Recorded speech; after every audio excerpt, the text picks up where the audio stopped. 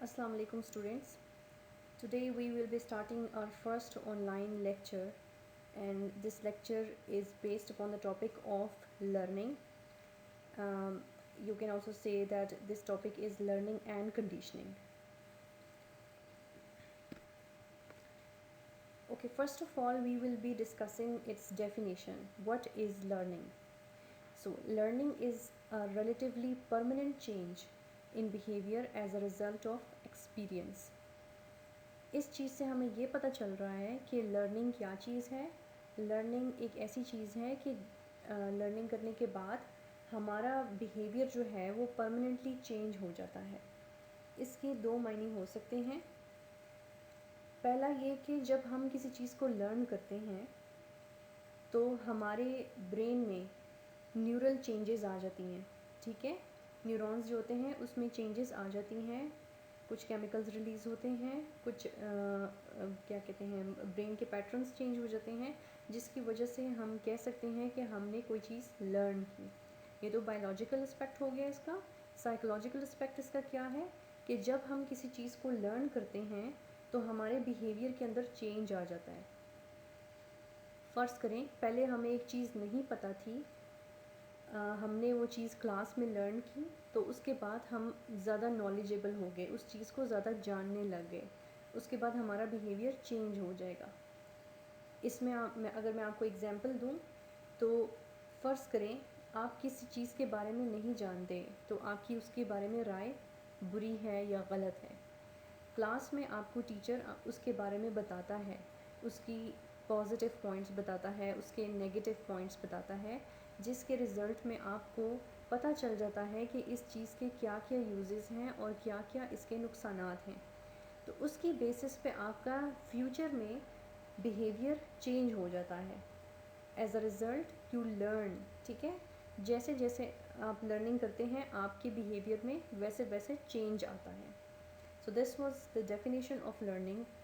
So learning is a relatively permanent change in behavior as a result of experience, किसी चीज़ को experience करने के बाद। So now we'll discuss types of learning. There are three major types of learning, which are classical conditioning, operant conditioning, and observational learning. The first two, classical conditioning and operant conditioning, are forms of associative learning. Why do we call it associative learning? Because in these two types of learning, we associate things to each other. हम दो या दो से ज़्यादा चीज़ों को आपस में एसोसिएट कर देते हैं, उनका ताल्लुक़ जोड़ते हैं, उनको लिंक करते हैं, उसका कुछ न कुछ हम लोग देखते हैं कि उनमें दोनों में क्या ऐसे रवाबित हैं जिन्होंने उसको जोड़ के रखा हुआ है। फ़र्ज़ करें एक बहुत छोटी सी एग्ज़ाम्पल है कि बादल गरजते हैं, और जब बादल आते हैं हमारे घर के ऊपर तो हम कहते हैं कि अभी थोड़ी देर में बारिश होगी, क्योंकि हमने बादलों के साथ बारिश को एसोसिएट किया हुआ है। इसी तरह गरज चमक के साथ आंधी और तूफ़ान को एसोसिएट किया हुआ है। तो जब हम दो चीज़ों को एसोसिएट करते हैं तो this is learning by conditioning, यानी दो चीज़ों को एसोसिएट करना। ठीक है, इसलिए ये जो दो first two classical conditioning and operant conditioning learning के जो टाइप्स हैं, इनको हम क्या कहते हैं, एसोसिएटिव लर्निंग के types. Both classical and operant conditioning are forms of associative learning in which associations are made between events that occur together. ठीक है, उसके बाद है ऑब्जर्वेशनल लर्निंग। ऑब्जर्वेशनल नाम से ही हमें पता चल रहा होता है कि ऑब्जर्वेशनल लर्निंग में क्या होगा, हम दूसरों को ऑब्ज़र्व करेंगे। Observational learning is just as it sounds, learning by observing others. Okay, जैसे जैसे हम दूसरों को ऑब्ज़र्व करते हैं वैसे वैसे हम भी करते हैं। जैसे आप लोग अपने टीचर्स को ऑब्ज़र्व करते हैं, जैसे जैसे आपके टीचर्स एक्ट करते हैं, बोलते हैं, लेक्चर देते हैं, आप लोग कोशिश करते हैं कि आप उसको कॉपी करें। इसी तरह टीवी आप देखते हैं तो उसमें आप सेलिब्रिटीज़ को कॉपी करने की कोशिश करते हैं, उनके ड्रेसिंग को, उनकी ज्वेलरी को, वगैरह वगैरह। Then comes the first type of learning, and we will be discussing this type of learning further in detail, which is classical conditioning. Classical conditioning is a process by which we learn to associate events or stimuli that frequently occur together. As a result of this, we learn to anticipate events. ठीक है? आम लफ्ज़ों में अगर हम बात करें in simple terms, तो दो चीज़ों को आपस में लिंक करना और उसके नतीजे में हम अगर किस रिस्पॉन्स देते हैं तो उसको हम कहते हैं क्लासिकल कंडीशनिंग. ठीक है? नेचुरल सी बात है, हम दो चीज़ों को जब आपस में लिंक करते हैं तो उसका रिस्पॉन्स देते हैं और उसके नतीजे में क्या होता है, हम लोग कुछ सीखते हैं. ठीक है? कोई भी स्टिमुलस अगर हमारे अंदर कोई रिस्पॉन्स इवोक कर रहा है, ठीक है, रिस्पॉन्स प्रोड्यूस कर रहा है, तो इसका मतलब है कि हमने कुछ लर्न किया है जिसकी वजह से हम वो रिस्पॉन्स दे रहे हैं. क्लासिकल कंडीशनिंग को पहले जे.बी. वॉटसन जो थे उन्होंने इसके बारे में बात की थी, और बाद में इवान पावलोव जो कि एक रशियन साइकोलॉजिस्ट था, इवान पावलोव, उन्होंने एक्सपेरिमेंट कंडक्ट किया था और इसको बहुत famous experiment of classical conditioning कहा जाता है और इसको बहुत जाना और माना जाता है. क्लासिकल कंडीशनिंग की थ्योरी है इसके ऊपर बेस्ड. इन्होंने एक बहुत अच्छा एक्सपेरिमेंट किया था जिसको पढ़ के आप लोगों को क्लासिकल कंडीशनिंग के बारे में ज़्यादा बेहतर से समझ आएगी. What is classical conditioning and what was the experiment based on classical conditioning? तो एक्सपेरिमेंट ये है कि इवान पावलोव ने अपनी लैब के अंदर एक डॉग को रखा और उसमें एक्चुअली इवान पावलोव जो थे वो उन डॉग के सलाइवा को के ऊपर रिसर्च कर रहे थे. लेकिन लेटर ऑन उन्होंने एक चीज़ को ऑब्ज़र्व किया जिसके बाद उन्होंने क्लासिकल कंडीशनिंग की थ्योरी उस पर बेस्ड कर दी. और वो चीज़ क्या थी? उन्होंने ये देखा कि जब एक डॉग के सामने फूड को रखा जाता है, यानी उसकी खुराक को रखा जाता है, तो क्या होता है उसके नतीजे में? डॉग जो होता है वो सैलिवेट करना शुरू कर देता है, यानी डॉग के मुंह में पानी या थूक आना शुरू हो जाता है.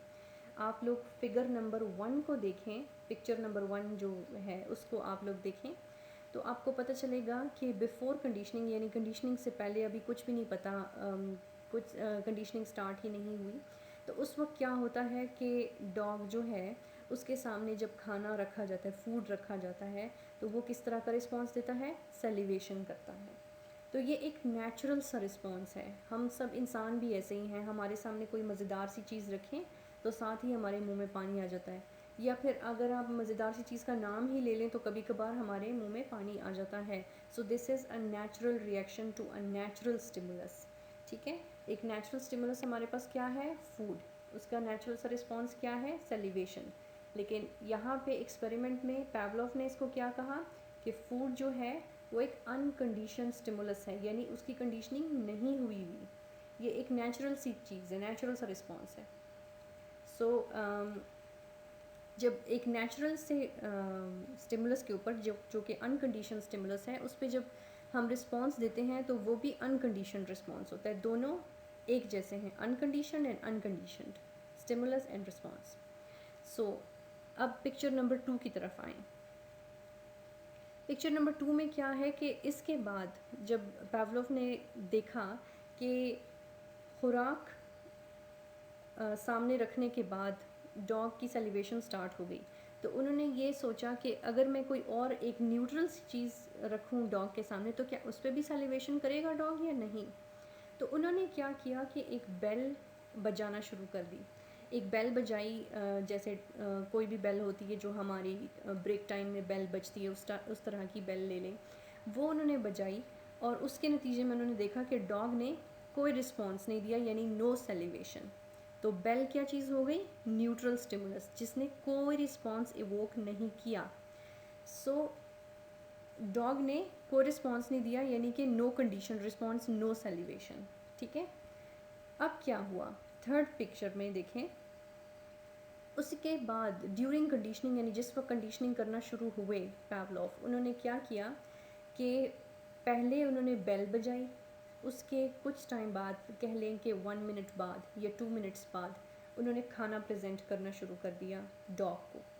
इसी तरह वो काफ़ी दफ़ा इस तरह करते रहे, यानी बेल बजाते रहे, 1 मिनट बाद खुराक पेश करते रहे. बेल बजाते रहे, 1 मिनट बाद खुराक पेश करते रहे जब जब डॉग को या कुत्ते को भूख लगती रही। तो इस तरह से क्या हुआ कि डॉग ने ये आहिस्ता आहिस्ता वक्त के साथ सीख लिया कि जब भी बेल बजेगी इसका मतलब ये है कि मेरा खाना आने वाला है। तो जब ये चीज़ उसके ब्रेन में, उसके माइंड में आई, तो उसने बेल की आवाज़ पे ही सेलिब्रेशन शुरू कर दी, यानी बेल की आवाज़ सुनते साथ ही उसके मुंह में पानी आना शुरू हो गया। सो आप देख सकते हैं कि थर्ड पिक्चर में बेल प्लस फूड तो क्या देता है, अनकंडीशन रिस्पॉन्स देता है, यानी उसके मुंह से पानी टपक रहा है। फोर्थ पिक्चर में अगर हम देखें आफ्टर कंडीशनिंग क्या होता है कि जबकि एक डॉग ने एसोसिएशन बिल्ड कर ली अपने माइंड में कि जब भी बेल बजती है तो मेरा जो खाना है, खुराक है, वो मुझे मिलता है। सो इस चीज़ की बेसिस पे उसने क्या किया कि वक्त गुजरने के साथ साथ जब पैवलोव या उनके असिस्टेंट जो थे लैब में, वो जब बेल ही बजाते थे, सिर्फ बेल बजाते थे, तो साथ ही जो डॉग था वो सेलिब्रेशन शुरू कर देता था। अभी खाना नहीं आया होता था, उसने खाना नहीं देखा होता था, लेकिन बेल बजते साथ ही उसके मुंह में पानी आना शुरू हो जाता था। सो इस चीज़ की बेसिस पे पैवलोव ने बेल को कंडीशन स्टिमुलस का नाम दिया, यानी एक ऐसा स्टिमुलस जो कि एक नेचुरल स्टिमुलस का काम कर सके, एक नेचुरल स्टिमुलस की तरह रिस्पॉन्स जनरेट कर सके किसी भी इंसान में या जानवर में, तो उसको हम कहते हैं condition stimulus.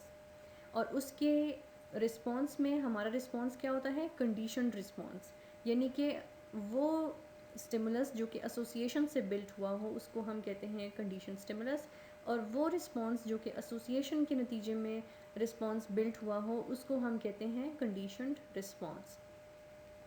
So this was classical conditioning experiment, यानी कि एक नेचुरल चीज़ की वजह से अगर हमारा कोई रिस्पॉन्स आता है तो हम एक अननेचुरल चीज़ पे भी वैसा ही रिस्पॉन्स देना शुरू करें, तो इसका क्या मतलब है कि हमारी कंडीशनिंग हो चुकी है, क्लासिकल कंडीशनिंग हो चुकी है। Okay, moving next. अब अगर हम देखें तो फेज़ 1 में हमने क्या दिखा बिफोर कंडीशनिंग में। अब यहाँ पे मैंने आप लोगों को अनकंडीशन स्टिमुलस, अनकंडीशन रिस्पॉन्स और बाकी जो स्टिमुलस और रिस्पॉन्स थे उनकी डेफिनेशंस बताई हुई हैं। पहले तो मैंने आपको पिक्चर से समझाया, अभी आप लोग डेफिनेशन भी देख लें। द अनकंडीशन स्टिमुलस और UCS हम इसको कहते हैं, क्योंकि U for un, C for condition and S for stimulus. The unconditioned stimulus or UCS is one that naturally and automatically triggers a response. अगर आप नीचे देखें पिक्चर में तो फूड जो है वो क्या है, अनकंडीशन स्टिमुलस है जो कि एक नेचुरली एक रिस्पॉन्स दे रहा है। ठीक, फिर आपने देखा कि अनकंडीशन रिस्पॉन्स क्या है जिसको हम UCR बोल रहे हैं, U for un, C for conditioned and R for response. Uncondition response occurs naturally in response to the unconditioned stimulus। जब unconditioned stimulus यानी फूड आता है तो उसके बदले में unconditioned response यानी salivation होती है ऑटोमेटिकली। ठीक है, मूविंग नेक्स्ट। अब फेज़ 2 में क्या हुआ, ड्यूरिंग कंडीशनिंग एक न्यूट्रल स्टिमुलस दिया गया जो कि एक बेल था जिस पे कोई रिस्पॉन्स जनरेट नहीं हुआ, कोई सेलिब्रेशन नहीं हुई। न्यूट्रल स्टिमुलस की डेफिनेशन क्या है, neutral stimulus is a stimulus which initially produces no specific response other than focusing attention, यानी कि बेल बजती है और जो डॉग है वो सिर्फ मुतवज्जा होता है उसकी तरफ, उसको समझ नहीं आती कि बेल क्यों बजी है, लेकिन वक्त गुजरने के साथ साथ यही न्यूट्रल स्टिमुलस क्या हो जाता है, रिस्पॉन्स जनरेट करना शुरू हो जाता है। So moving towards phase 3। Phase 3 में क्या है, after conditioning the uncondition stimulus जिसको हम CS कहते हैं is a previously the condition stimulus CS is a previously neutral stimulus, यानी कि बेल जो थी वो न्यूट्रल स्टिमुलस थी जो कि अब कंडीशन स्टिमुलस बन जाती है वक्त गुजरने के साथ साथ। That after becoming associated with the uncondition stimulus UCS, यानी फूड के साथ जब बार बार इसको पेयर किया जाए, एसोसिएट किया जाए, तो क्या होता है, eventually comes to trigger a condition response यानी सेलिब्रेशन। तो यानी न्यूट्रल स्टिमुलस जो है वो कंडीशनड स्टिमुलस बन गया है और जो एक रिस्पॉन्स नहीं आ रहा था उसके नतीजे में अब रिस्पॉन्स आना शुरू हो गया है, सैलिवेशन स्टार्ट हो गई। ठीक है, moving towards next slide. Classical conditioning, अब हम देख रहे हैं कि क्लासिकल कंडीशनिंग की समरी क्या है। अब समरी में मैंने आपको ये समझाने की कोशिश की है कि फूड क्या चीज़ थी, यूसीएस यानी अनकंडीशन स्टिमुलस, जिसके बदले में क्या हुआ, सैलिवेशन शुरू हुई, अनकंडीशन रिस्पॉन्स। ठीक है, जो कि नेचुरली एंड ऑटोमेटिकली होता है। देन क्या हुआ, बेल बजाई गई जिस पे क्या हुआ, नो रिस्पॉन्स। देन फूड और बेल दोनों को एसोसिएट किया गया, प्लस किया गया, दोनों को साथ साथ दिया गया, तो उसके बदले में क्या हुआ, सैलिवेशन हुई। बार बार बार बार इस तरह करने के बाद क्या हुआ, आफ्टर कंडीशनिंग सिर्फ बेल बजाई गई और उसके बदले में सैलिवेशन शुरू हो गई। सो ख़ुद ब खुद इंसान या जानवर जो है वो बार बार दो चीज़ों के एक साथ आने के बाद सीख जाता है कि इन दोनों में आपस में कोई लिंक है। इसकी काफ़ी सारी एग्जांपल्स हैं। इसकी एग्जांपल्स जैसे मैंने आपको बादल की और बारिश की एग्जांपल दी थी, इसी तरह आपके कॉलेज में बेल बजाई जाती है, आप ख़ुद ब खुद क्लास से भागना शुरू कर देते हैं, आपको पता चल जाता है कि ब्रेक हो गई। इसी तरह की जो चीज़ें हैं वो हम आपस में एसोसिएट कर लेते हैं, जिसके बदले में हमें पता चलता है कि रिस्पॉन्स क्या देना है, हम एंटिसिपेट करना शुरू हो जाते हैं। फिलहाल this was the first lecture, and we will be uploading the next lecture, which would be based on operant conditioning. So if you have any queries about this lecture, you can write in the comment section below, or you can discuss it directly with me. Thank you.